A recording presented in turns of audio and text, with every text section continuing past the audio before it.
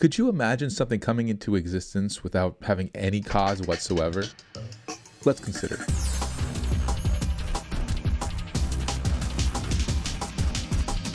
Hello, philosophers. I'm Chico. Welcome to the Philosopher's Show, where we consider the greatest questions of human history. Today, we're going to talk about the law of causality, and why it's interesting to us is because it shows up in two different arguments for the existence of God. The first of which is the Kalam cosmological argument. I'm especially going to go with the version that is espoused by William Lane Craig. And in that one, he formulates it to be anything that begins to exist requires a cause. So there's the law of causality for Craig. It also is in the law, the argument from change. And I'll use the law as formulated by Edward Fesser. No potential can be actualized unless something already actual actualizes it. Now, pre-philosophically, nobody would really question the law of causality, right? We don't go around thinking that things happen without causes. But as they show up in these arguments for the existence of God, philosophers and even scientists who have tried to obviate the conclusion to these arguments have sought, some of them have sought to do so by casting doubt on this law. Today we'll be talking about an argument put forth by Scottish philosopher David Hume as to why he believes that the law of causality is not a good law, that we shouldn't believe it. The first premise he gives to this, and this is an incredibly simplified version of his argument, is that what is imaginable is possible. At least this is an assumption of his argument. And what does that mean? Well, unicorns are not real, right? At least I don't think so. But they, at least we could say, are possible animals. And I mean, they're possible insofar as like a square circle would be impossible, right? It's impossible to have a square circle. Why? Because what it means to be square is to have four sides, and what it means to be a circle is to have no sides. So it's impossible to have a squared circle.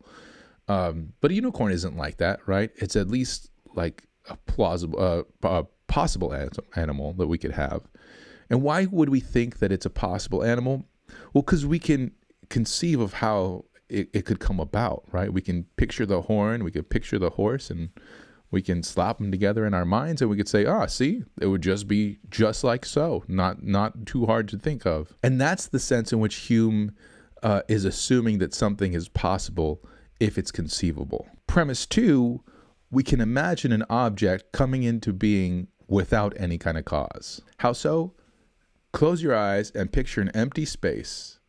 Now, picture a pterodactyl. Bam. See, you pictured nothing, and then you pictured a pterodactyl. You pictured a pterodactyl coming into being without any picturing of a cause, right? So you pictured a pterodactyl coming to exist without a cause. So the conclusion Hume draws from this is that an object could possibly come into existence without a cause. And in the change argument, this would mean that a potential could be actualized without anything actual already actualizing it. So, what does this mean for the Kalam cosmological and the arguments from change? That means that there is a possibility that the universe, for example, came into existence without a cause. If an object could come into existence without a cause, then the universe could have.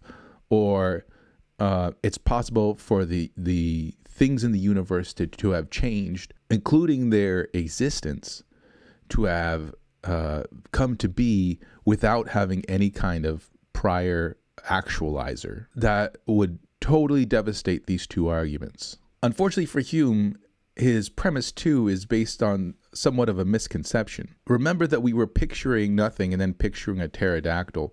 Were we picturing a pterodactyl coming into existence without a cause? Well, no. What we were doing is picturing a pterodactyl and not picturing its cause. We weren't picturing it without a cause. We just weren't picturing its cause at the same time. So it's not like we could picture it without a cause, right? It's just that we were picturing one thing without the other.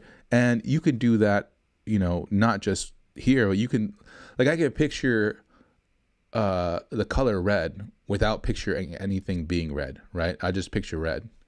But red doesn't exist without being, something being red. So just because I can picture one thing and not at the same time picture something else doesn't mean those two things can exist apart from each other.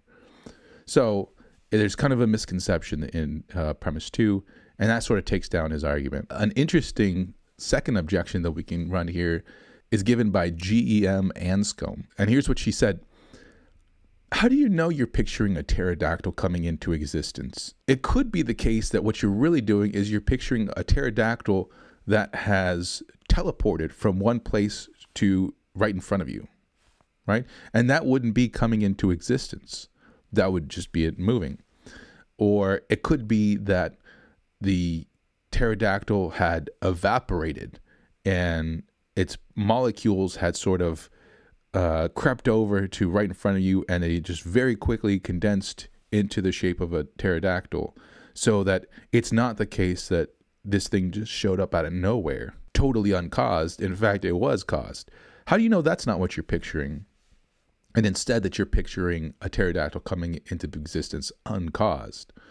Well, you might respond that that's not what happens with pterodactyls, right?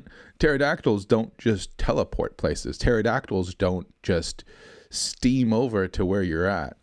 But that's the problem, right? Pterodactyls don't also show up uncaused. In other words, that response would be appealing to the nature of pterodactyls. And once we look at the nature of pterodactyls, we see that pterodactyls come to be by having parent pterodactyls, right? They don't come to be by just popping into existence. So if we start allowing for discussion of the nature of things, then it becomes impossible to hold that things could come into existence uncaused. And otherwise, if it were the case that things could come into existence without cause, we should expect to see this all the time, right? I should see things just, whoa, there it is, just popped into existence, huh?